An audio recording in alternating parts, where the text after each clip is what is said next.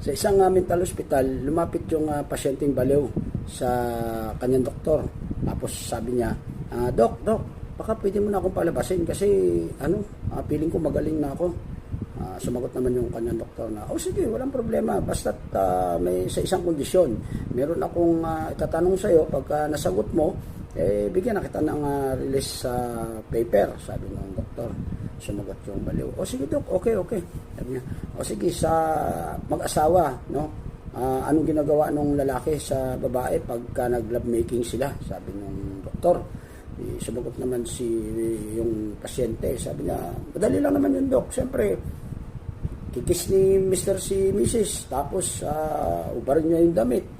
Tapos, tanggalin niya yung bra ni Mrs. Tapos, tatanggalin niya yung panty.